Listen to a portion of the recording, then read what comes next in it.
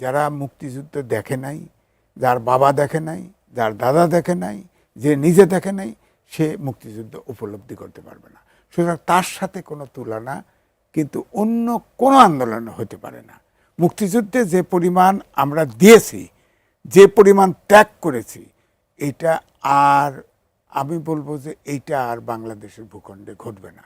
মুক্তিযুদ্ধ চেতনার কথা বলছিলেন মান্না ভাই, আমি এইখানে যদি প্রশ্নটা করি, এই নিয়ে অনেক আলোচনা হয়েছে মুক্তিযুদ্ধের চেতনা। এখন এটা কি আসলে কোনো বাস্তব নাকি আসলে এটা রাজনৈতিক একটা স্লোগান, মুক্তিযুদ্ধের চেতনা, এই ব্যাপারটা? ধন্যবাদ আপনাকে মান্না ভাই, শ্রদ্ধেয় মান্না ভাই এবং দর্শক শ্রোতা। দেখেন, আসলে কিন্তু এটা স্লোগানই হয়ে গেছে। 56তম কিন্তু মুক্তিযুদ্ধ। আপনি খেয়াল করে দেখেন, আজ পর্যন্ত মুক্তিযুদ্ধের কোনো ইতিহাস নাই, আপনি বলতে পারবেন না, ইতিহাস নাই। কতজন মুক্তিযোদ্ধা ছিল, কতজন শহীদ হয়েছে, কে দেশে মুক্তিযুদ্ধ লিড করলো, সব নিয়ে বিতর্ক। এই 56 বছরের বিতর্ক আমরা এড়াতে পারি নাই। এখন ধরেন, শুরুতে যে জিনিসটা আমি কয়েকটা পত্রিকায় ঘেঁটে দেখলাম, যে জিনিসটা কোনো আলোচনাই আসে না, সেটা আমাদের প্রেস ক্লাবের বইটা আছে, কেন মুক্তিযুদ্ধ অনিবার্য হলো। ডক্টর কামাল হোসেন লিখেছেন। কারণ হচ্ছে 24 থেকে আপনার 16 থেকে 24 পর্যন্ত এহিয়া খান সাথে বাংলাদেশের আলোচনা হয়েছে, বাংলাদেশের নেতাদের, তখন আওয়ামী লীগের নেতাদের। তো প্রথম 2 দফা 3 দফা আলোচনা হয়েছে 1 to 1 বঙ্গবন্ধু এবং ইহা খান।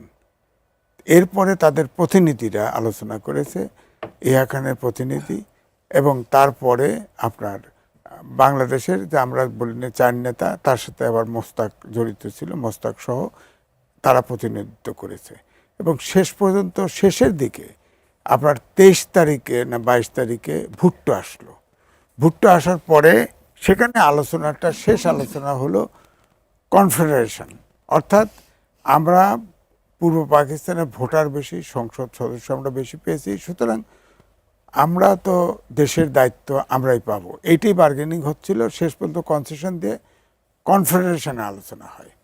সেখানে ভুট্টো সেটাতে এগ্রি করে নাই। ভুট্টো এবং ইহা খান আপনার 24 তারিখে আপনার প্লেনে চলে গেল। হোটেল ইন্টারকন্টিনেন্টালে অনেকগুলো বিদেশি সাংবাদিক ছিল, তাদেরকে ধরে নিয়ে প্লেনে তুলে দিয়ে করাচি নিয়ে যাওয়া হলো। সেখানে 2 জন, একজন সাইমন ড্রিঙ্ক আর একজন বিদেশি সাংবাদিক, তারা কিন্তু লুকায়া তারা থেকে যায়। তারা কিন্তু এই যে 25 তারিখে যে ক্র্যাকডাউনটা হলো, অপারেশন সার্চ লাইট, এটা তারা অনুমান করেছিল, তারা কিন্তু এটা জরিপও করেছে, তারাও রিপোর্ট দিয়েছে। টেলিগ্রাফে, ব্রিটেনের টেলিগ্রাফে সাইমন ড্রিঙ্কের রিপোর্টও ছাপা হয়েছে। সেখানে তো ধরেন এই 25 তারিখে আপনার ক্র্যাকডাউন হলো এবং সোয়াত জাহাজ চিটাগাং এসে ভিড়ছে, ওনারাও চলে গেল। সেখানে ছিল যে 9000 টন আপনার আগ্নেয়াস্ত্র গোলা বারুদ ছিল সেই সোয়াত জাহাজ। সেটা সোয়াত জাহাজের আলাদা ইতিহাস আছে। এই বিষয়গুলো কিন্তু আলোচনায় আসে না। অর্থাৎ এই যে আপনি যেটা বললেন যে 25 তারিখ অর্থাৎ 26 তারিখের যে গণহত্যাটা ঘটলো, এটা কিন্তু পরিকল্পিত, পাকিস্তানের ইহা খান এবং ভুট্টোর প্ল্যানের অংশ। এবং আমাদের তখন আওয়ামী লীগের নেতারা, আমি বলবো, তারা বুঝতেই পারে নাই, কিন্তু গণহত্যা ঘটে গেছে, গণহত্যা ঘটে গেছে। এটার থেকে অর্থাৎ তখন যখন আলোচনা ফেল করলো, তখন কিন্তু মুক্তিযুদ্ধ অনিবার্য। এই জন্য ডক্টর কামাল হোসেন এইটাই লিখেছে, কেন মুক্তিযুদ্ধ অনিবার্য হলো। এখন আপনার প্রশ্ন হলো, মুক্তিযুদ্ধ, মান্না ভাই তো নেতা, আপনার মুক্তিযুদ্ধ তখন বৈষম্য, পাকিস্তান আমাদের শোষণ করতো, বৈষম্যর বিরুদ্ধে ছিল, মৌলিক গণতন্ত্র ছিল, সেখানে আমরা ডাইরেক্ট গণতন্ত্র চেয়েছি, পেয়েছি, ইলেকশন করেছি, আইনের শাসন চেয়েছি, সুশাসন চেয়েছি। আপনার 52 থেকে শুরু করে প্রত্যেকটা আন্দোলনে ছাত্ররা, মান্না ভাই তো চাকসুর আপনার ভিপি ছিলেন, উনি তো সব নেতাও নেতৃত্ব দিয়েছেন।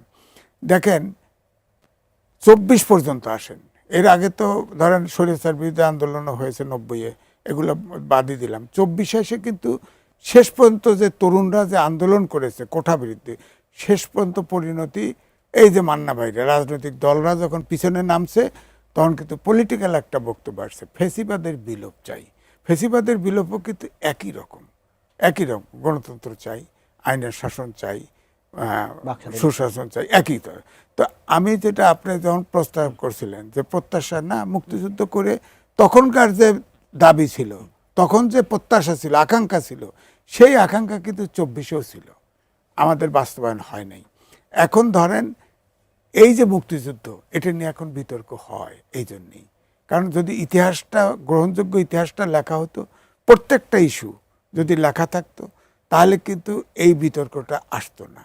এই ইতিহাস নাই বলে এখানে শূন্যতা এবং মুক্তিযুদ্ধ নিয়ে বিতর্ক হয়। আপনি দেখেন সংসদ অধিবেশন বলে জাতীয় পতাকা, জাতীয় সঙ্গীত দাঁড়াচ্ছে না।